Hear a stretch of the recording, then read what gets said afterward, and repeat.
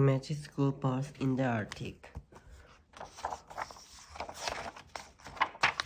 Mr. Fisher is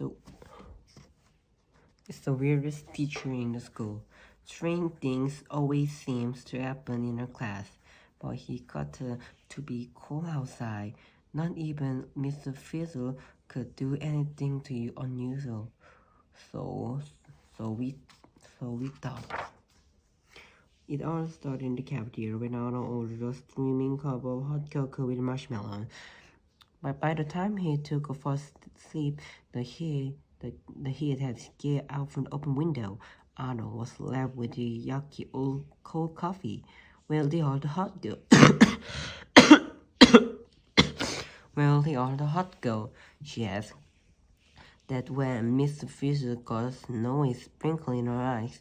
The next thing we knew, we were on the magic school bus. But now, we had to ski on the tractor tread instead of tire. We are traveling to one of the coldest places on Earth, the Arctic. We didn't have our clothes on. Mr. Fisher pressed the button in the button of the jacket, dropped from the top of the bus. But they were too thin to keep us warm, and while the face screaming from the warm jacket bottom, he drove the bus into deep ice-cold water. When we got out other side, the boat was dripping with ice and engine was frozen. The bus just stopped, and we were stuck in the Arctic. We had to figure out the way to warm up the bus and get back home. We were cold, but poor Lisa was freezing. Literally cold-blooded. She got the most of the heat from outside her body, explained Phoebe as he tucked the leash inside her jacket. Don't worry, Liz, she said. I'm warm-blooded. My head is your head. Just then, Wanda pulled out the old wooden truck from outside other seal. Inside, we found a bunch of goggles. Mr. Fizzle said the heat pressure. It was amazing. When we put them on, we could actually see the heat moving out of our bodies. Moving heat must be losing heat, said Phoebe. We could see the heat escaping right out of the top of the bus. The heat was escaping fast. We need to heat our score. Luckily, Arnold found some wood outside the old track. In no time, fire was burning, and Mr. Fisher kept burning the hot lemon water tea. The wood didn't last long, so he broke another wooden truck into pieces. After some hot water bottle. Mr. Fisher pounded the tea into the hot water bottle, which is our heat pressures. We could see the heat going into it. Carlos struggled the bottle inside his jacket. He felt warm right away. Although Anna look at another hot water bottle on the ground. What if covered the engine of the boat with the hot water bottle? He suggested the heat from the bottle will move into the engine. The engine will warm up, the bus will start, and we can go home. It was a good idea, but it was too late. Just then, I was standing on the track of pieces. The ball floated away, and so did Ralphie and Phoebe and Liz. We had to save Ralphie and Phoebe, but we are freezing. Look, said Carlos, the heat from a hot water bottle is almost gone. We had to find something else to keep the outside warm. Arnold said he looked at Droopy and his book. We could use that. Arnold started to rip her page from the book and stuffed them inside his jacket. I hate to hurt the book, but this is an emergency. Putting on the paper between us is a cool air might keep us heat for escaping, Arnold explained. The paper did slow to lose the heat of a little bit. Mr. Fizzle, Miss Miss Miss Fizzle said the people were acting like isolation. It was not holding the heat, but it was still needed a better heat source if we are going to save the bus from get home. That there was a flower co, and it had to source the north here of Miss Fizzle follow me. Mr. Fizzle was right. The heat source was warm, furry, and smelled like fish. Suddenly, we got it. The worm. It was not ordinary heat source. It was a polar bear. Run, said Carlos. Hide, said Tim. No, Obed, said Keisha. The Miss Fizzle came to the rescue. He whipped out the potter sprinkler and zap, and we are as smell as bees knees.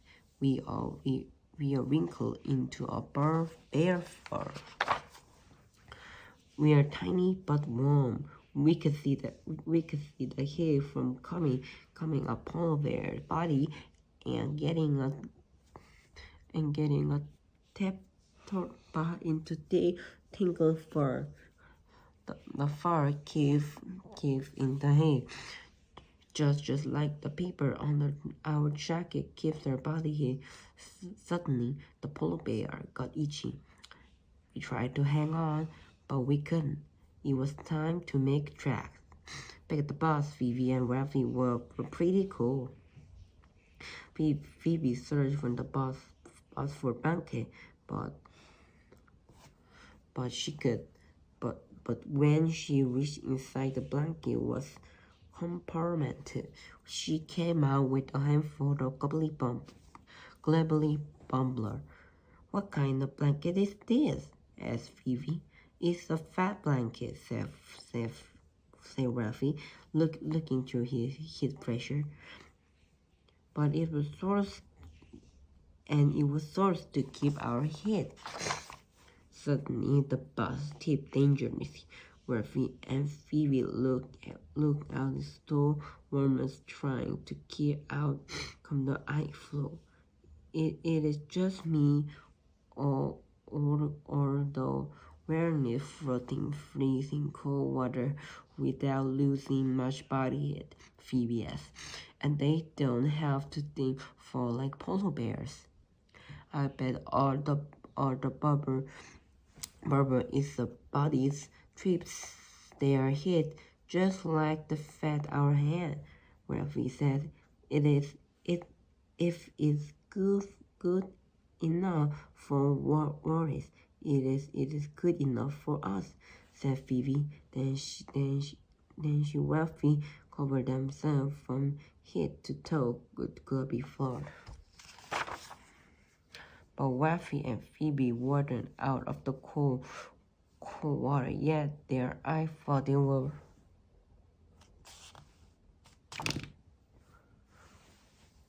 But Phoebe and Ralphie weren't out of the cold water yet. I thought it was breaking apart, and we couldn't reach them. We have to save them, said Keisha. But we wouldn't let in that ice water, said Ruth Ann. Never fear, said the fish. Where the ledge, there's a way. He gave a whistle, then called out, hit the lid. The ledge ran into the bus and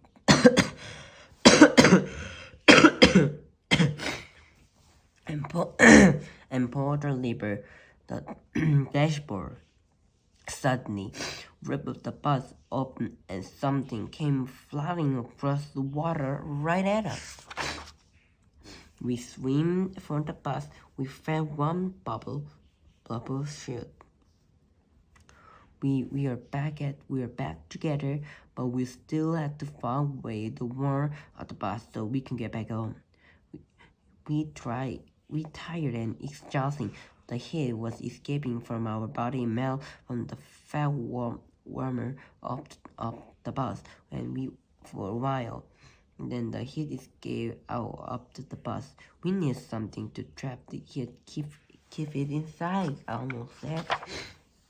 Luckily, the the bus had special igloo building equipment.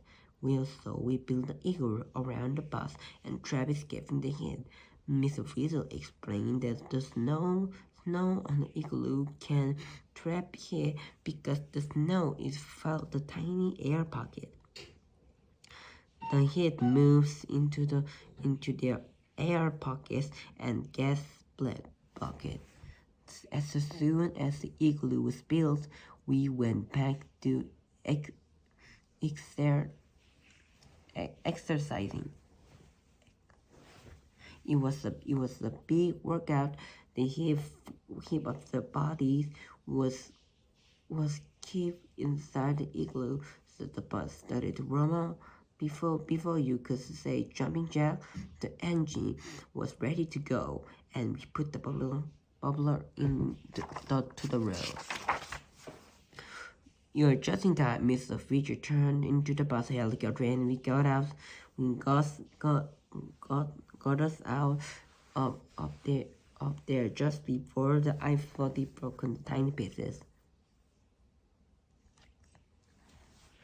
Back at home, Arnold ordered another nice mug of the hot cocoa, but this time he wasn't going to let it escape. He warmed up his drink into a homemade double-layer zippy liquid coated cocoa cozy. Well, Miss Fizzle always said it was impression of isolation.